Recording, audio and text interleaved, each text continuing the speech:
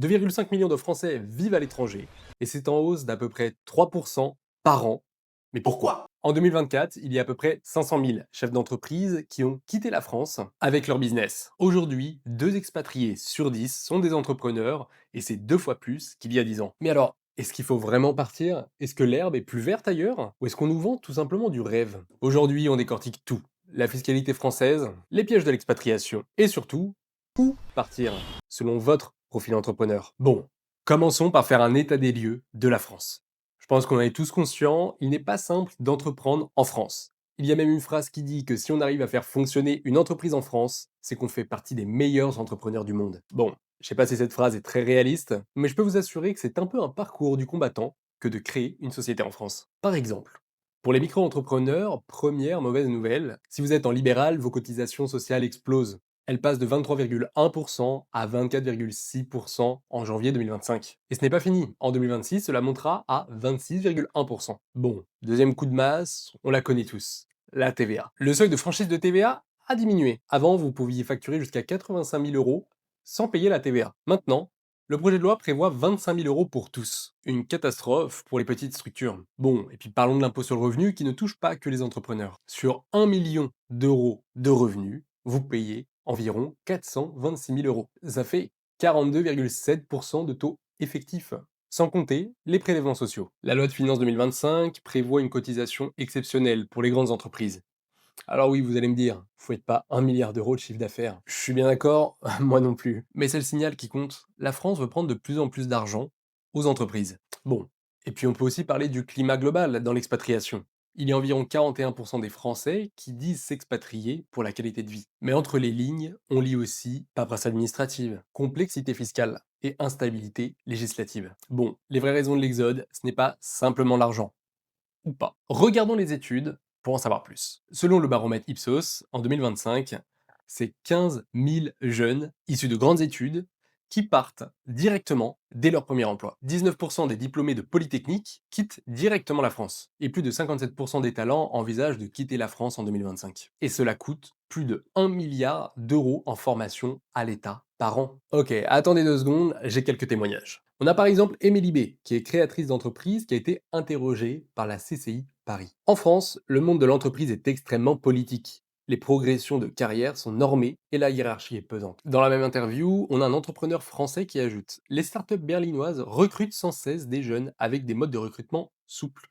En France, on demande 5 ans d'expérience pour un poste junior. Mais alors, l'entrepreneuriat à l'étranger, est-ce qu'on peut en connaître les vrais chiffres? Selon le Global Entrepreneurship Monitor de 2023, 37% des entrepreneurs partent pour trouver un nouveau marché, ce qui est très entendable, 28% pour un environnement fiscal plus avantageux et 22% pour accéder à des talents spécifiques. Et ça fonctionne, les entreprises implantées à Singapour ou dans la Silicon Valley ont 50% de chances de plus qu'une entreprise française de capter de nouvelles tendances. Attendez, je peux vous parler d'un exemple. En France, on n'a pas accès aux toutes dernières intelligences artificielles.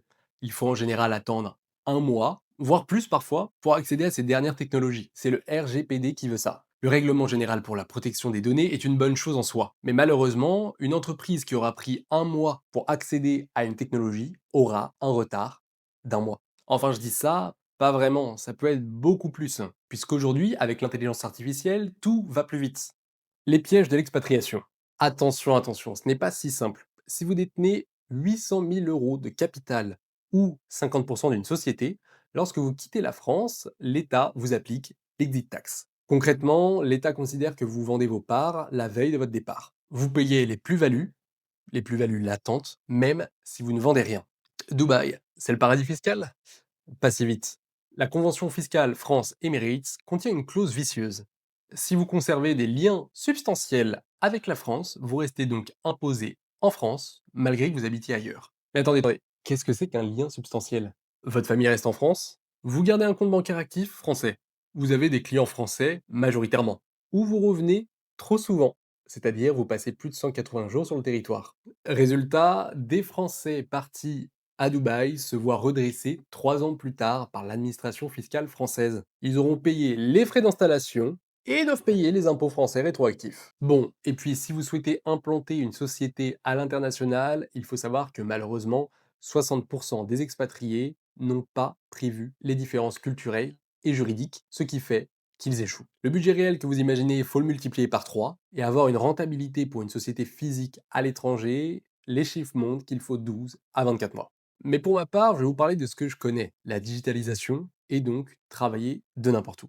Où partir selon votre profil? Ok, je vais m'adresser aux personnes qui ont des business 100% en ligne. Pour les digital nomades et les freelances, je vous conseille l'Estonie. Il y a une e-residency. Vous créez votre société 100% en ligne en 18 minutes. Zéro impôt sur les sociétés, tant que vous ne distribuez pas de dividendes. Vous avez juste 20% de flat tax, le coût de la vie est 40% moins cher qu'à Paris, et vous avez l'Internet le plus rapide d'Europe. Bon, par contre, préparez la doudoune parce que -20 en hiver, ça pique. Ok, pour les entrepreneurs du e-commerce, je vous conseille Andorre. Impôt sur le revenu maximum 10%, impôt sur les sociétés seulement 10%, TVA 4,5%, c'est le plus bas d'Europe, et vous n'êtes qu'à 2 heures de Toulouse ou 3 heures de Barcelone. Bon, l'investissement minimum 600 000 euros, dont 400 000 euros en immobilier pour la résidence passive. De plus, Andorre devrait bientôt intégrer l'espace Schengen, facilitant la mobilité.